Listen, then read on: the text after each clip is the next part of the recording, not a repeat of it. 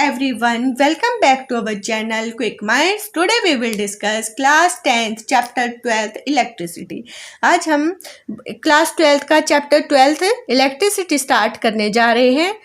तो चलिए शुरू करते हैं। इसमें हमारी फर्स्ट टर्म आती है चार्ज। चार्ज क्या होता है? Charge is a fundamental property of matter. Charge क्या है? एक मैटर की फंडामेंटल प्रॉपर्टी है। That causes it to experience a force. ये क्या चार्ज क्या है? एक फोर्स ऑफ अट्रैक्शन और रिपल्शन एक्सपीरियंस करता है in the presence of other matter. और मैटर की प्रेजेंस में, किसी दूसरे मैटर की प्रेजेंस में एक फोर्स और रिपल्शन को एक्सपीरियंस करता है। वो क्या कहलाता है? चार्ज। चार्ज कब आता है? It come into action when electrons are transferred from one body to other body. हमने देखा है, हमने पढ़ा है, जब किसी भी मेटल पे, आयन पे, एटम पे कैसे चार्ज डेवलप होता है, पॉजिटिव और नेगेटिव, जब उस इलेक्ट्रॉन को ट्रांसफर करता है one body to other body तो चार्ज डेवलप होता है। वो चार्ज पॉजिटिव भी हो सकता है, नेगेटिव भी हो सकता है। ठीक है, तो ये हो गया हमारा चार्ज। चार्ज की अब क्या यूनिट है? SI यूनिट ऑफ चार्ज क्या है? कूलम। हम सब जानते हैं चार्ज की क्या यूनिट है? कूलम। तो 1 coulomb is equal to 6.25 into 10⁻18 electron volt. तो चार्ज की क्या यूनिट है? हमारी कूलम। और 1 कूलम किसके इक्वल होता है? 6.25 इंटू 10⁻18 इलेक्ट्रॉन वोल्ट। ठीक है, नेक्स्ट है The amount of charge due to excess or deficiency of electron is equal to, इसको हमें और भी डिफाइन कर सकते हैं। 1 कूलम किसके इक्वल होता है? The amount of charge due to excess or deficiency, या तो एक्सेस हो इलेक्ट्रॉन या फिर डेफिशिएंसी ऑफ इलेक्ट्रॉन। तो ये क्या होता है? अमाउंट ऑफ चार्ज डेवलप होता है। इसकी वैल्यू क्या होती है? 6.25 इंटू 10⁻18 कूलम। ठीक है, तो ये किसके इक्वल होता है? 1 कूलम्स के इक्वल। नेक्स्ट हमारे टर्म आती है प्रॉपर्टीज ऑफ चार्ज। चार्ज की क्या क्या प्रॉपर्टीज हैं? ठीक है, हमारी फर्स्ट फंडामेंटल प्रॉपर्टी है चार्ज की, हम सब जानते हैं, जो लाइक चार्जेस हैं, पॉजिटिव पॉजिटिव हो गए, दोनों लाइक हैं, या नेगेटिव नेगेटिव हो गए। तो क्या होंगे? लाइक चार्जेस रिपल, एक दूसरे को क्या करेंगे? रिपल करेंगे, एक दूसरे से दूर भागेंगे, ना कि पास आएंगे। क्लियर है? Like charges ripple each other, unlike charges attract each other. अगर पॉजिटिव और नेगेटिव दो चार्ज हैं तो ये अनलाइक चार्ज क्या करेंगे? अट्रैक्ट करेंगे। क्लियर है? तो ये होगी फर्स्ट फंडामेंटल प्रॉपर्टी। नेक्स्ट आती है हमारी प्रॉपर्टीज ऑफ चार्ज में कंजर्वेशन ऑफ चार्ज। ये हमारी क्या है? Second property. इसका मतलब क्या है? The net charge in an isolated system is constant। तो ना एक हमने आइसोलेटेड सिस्टम ले लिया, ठीक है, आइसोलेटेड मतलब उसमें से चार्ज बाहर नहीं जाएगा। The net charge in an isolated system is constant। जो उसका नेट चार्ज निकालेंगे तो क्या निकलेगी? एक कांस्टेंट टर्म होगी। क्लियर? यानी ये क्या होगा? Conservation of charge. क्लियर है? ये दो प्रॉपर्टी हैं। नेक्स्ट प्रॉपर्टी आती है हमारी चार्ज की क्वांटाइजेशन ऑफ चार्ज। क्वांटाइजेशन क्या होता है?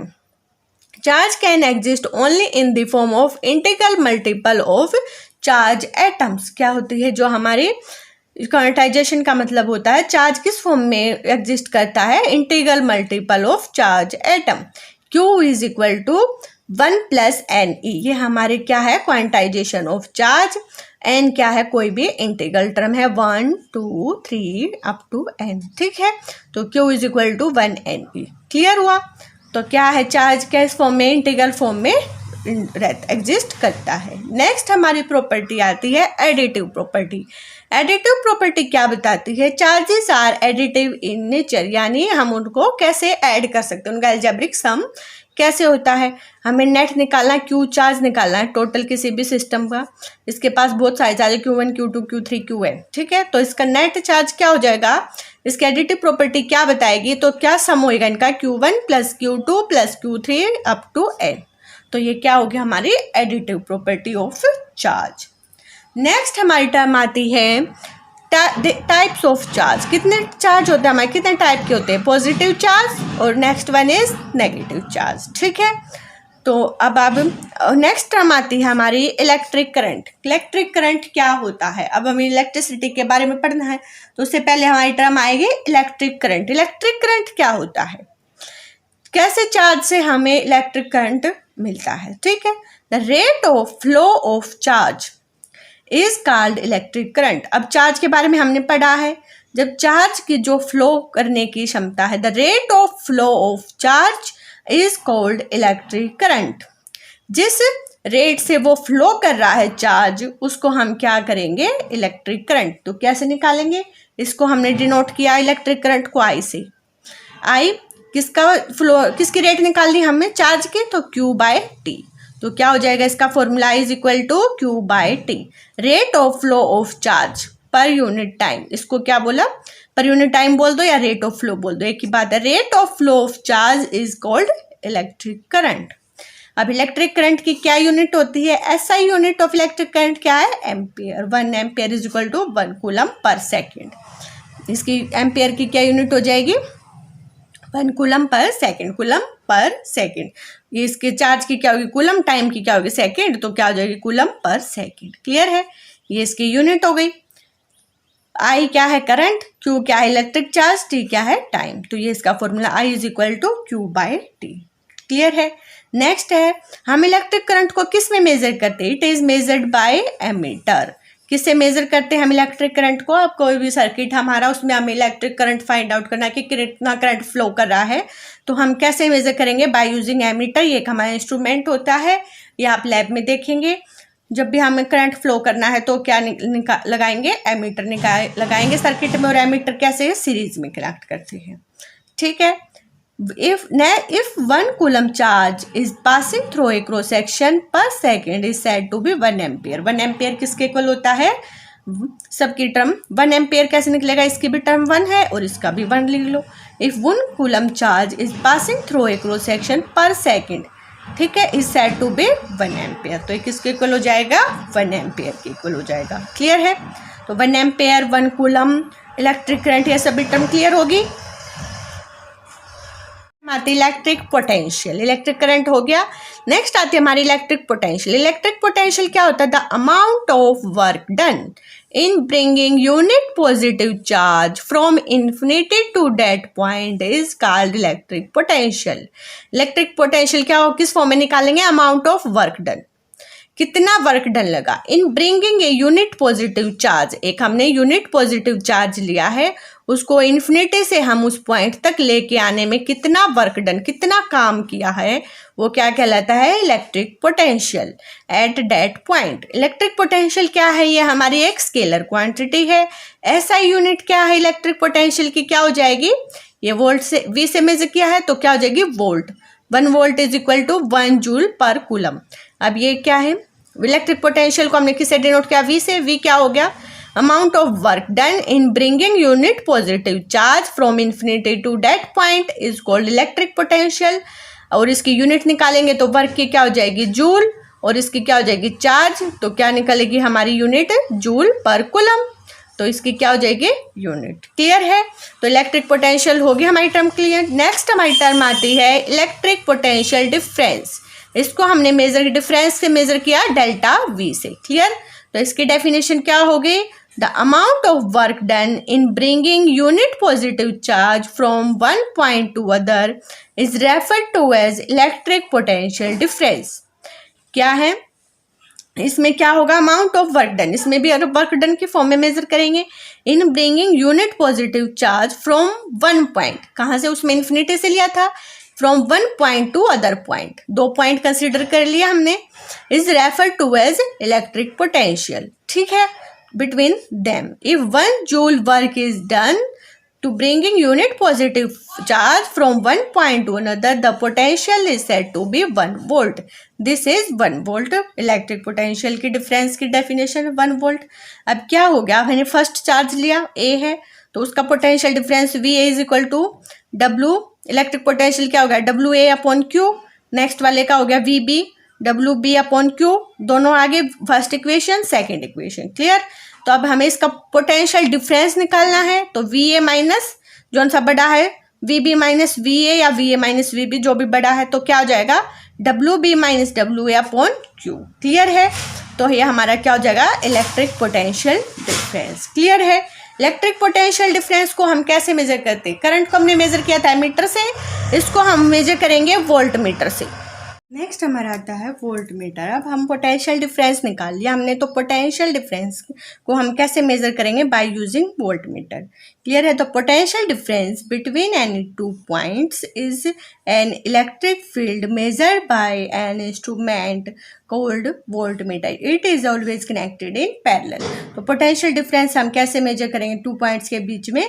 By using N instrument called volt meter. तो वो क्या मेजर करेगा? इलेक्ट्रिक फील्ड मेजर करेगा उनके बीच में। Is measured by an instrument called voltmeter. और वोल्ट मीटर को हम कैसे कनेक्ट करते हैं सर्किट में? By in parallel circuit. Clear है? तो अब हमारा नेक्स्ट आता है हमारा इलेक्ट्रिक सर्किट। इलेक्ट्रिक सर्किट क्या होता है? एक क्लोज और continuous path through which electric current flows is known as electric circuit. अब हम कोई भी एक सर्किट बना लेते हैं। यहाँ पे एमीटर है, यहाँ पे हमारी बैटरी है। क्लियर है? तो इसको हमने क्लियर किया। यहाँ रेजिस्टेंस है। तो ये इस टाइप से क्या हम कोई भी सर्किट बना लेते हैं, इसका सर्किट डायग्राम है। क्लियर है? कोई भी एक क्लोज एंड कंटिन्यूस पाथ है through which electric current flows. ये कंटिन्यूस और क्लोज पाथ में से जिसमें से करंट फ्लो होता है उसको हमने नाम दिया है इलेक्ट्रिक सर्किट का। ठीक है?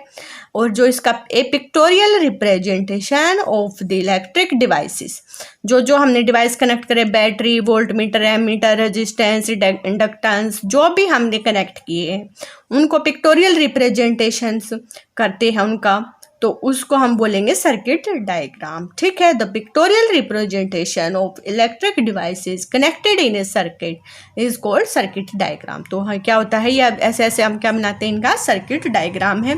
जो भी इलेक्ट्रिक डिवाइस है उनके सिंबल से हम उनको क्या नोट कर देते हैं, तो वो क्या बन जाता है? हमारा सर्किट डायग्राम। ठीक है? कुछ अब हम देखते हैं सिंबल्स जो जनरली यूज होते हैं सर्किट डायग्राम्स के। एक इलेक्ट्रिक सेल को हम कैसे रिप्रेजेंट करेंगे? ऐसे, ये इधर इसका पॉजिटिव चार्ज है, इधर नेगेटिव चार्ज है। क्लियर है? ए बैटरी और कॉम्बिनेशन ऑफ सेल, ये सिंगल बैटरी है, कॉम्बिनेशन में कितना है? अब ये सीरीज में है, तो ये कैसे कनेक्ट हो जाएंगे? Positive negative positive negative positive. तो एक हाँ 3 बैटरी कनेक्ट है। क्लियर है? तो कॉम्बिनेशन ऑफ सेल हो गया। नेक्स्ट हमारा सिंबल आता है प्लग की और स्विच ओपन। कोई भी स्विच ओपन है तो उसको हम कैसे डिनोट करेंगे सर्किट डायग्राम में? इस टाइप से। कोई वायर ज्वाइंट कर रखी है हमने, तो कैसे कनेक्ट करेंगे? ऐसे। क्लियर है?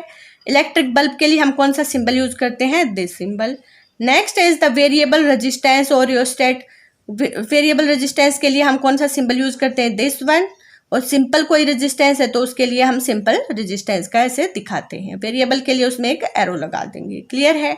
अब कैपेसिटेंस है, कैपेसिटेंस को हम कैसे डिनोट करते हैं? ऐसे डिनोट करते हैं। ठीक है? नेक्स्ट इंडक्टेंस है, उसको हम कैसे डिनोट करते हैं? ऐसे डिनोट करते हैं। क्लियर है? तो इसके कुछ सिंबल्स हैं। नेक्स्ट आता है हमारा प्लग की और स्विच क्लोज। अगर कोई भी स्विच क्लोज है तो हमें कैसे डिनोट करना है? ऐसे। ओपन के लिए इस टाइप से दिखाना है। वायरिंग। नेक्स्ट आता है एन एमीटर। एमीटर को कैसे कनेक्ट करते हैं? एमीटर सीरीज में कनेक्ट करते हैं हम सर्किट में, तो एमीटर को कैसे दिखाएंगे? Ammeter this one is positive, this one is negative.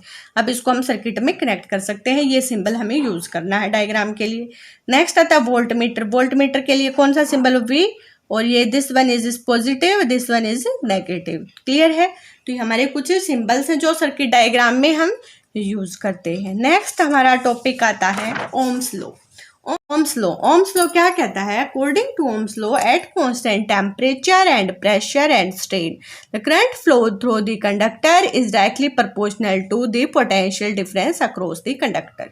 ये पोटेंशियल हमारे ओम्स लॉ बताता है एट कांस्टेंट टेम्परेचर, प्रेशर और स्ट्रेन। हमें वहाँ का क्या लेना है? सब चीज़ें कांस्टेंट है, अज्यूम करनी है, कांस्टेंट होनी चाहिए, तभी हमारा ओम्स लॉ वैलिड होगा। Current flowing through a conductor is directly proportional to potential difference across the conductor. किसके डायरेक्टली प्रोपोर्शनल होगा? Potential difference across the conductor. Clear है? ये हमारा लॉ किसके द्वारा दिया गया है? Given by the German physicist George Simon Ohms. किसके द्वारा दिया गया? हमारे जर्मन साइंटिस्ट हैं जॉर्ज साइमन ओम्स, इसलिए इसका नाम है ओम्स लॉ। ओम्स लॉ के अकॉर्डिंग क्या हो गया? V is directly proportional to I. Proportionality sign को हम हटाएंगे तो कांस्टेंट आ जाएगा, V is equal to I R. V upon I is a constant term. Clear है? अब आई क्या है? हमारा electric current through the circuit. R क्या है? Resistance of the conductor. V क्या है? Potential difference across the conductor. तो ये हमारा ओम्स लॉ क्या कहता है? V is directly proportional to I. Clear है, ये हमारा हो गया ओम्स लॉ। नेक्स्ट में हम इसका वी आई ग्राफ बनाएंगे। क्लियर है, इस वीडियो में इतना ही। कोई डाउट और क्यूरी हो तो आप कमेंट करके पूछ सकते हैं। अगर वीडियो पसंद आई हो तो प्लीज़ लाइक और शेयर करना ना भूलें। Thank you for watching my video.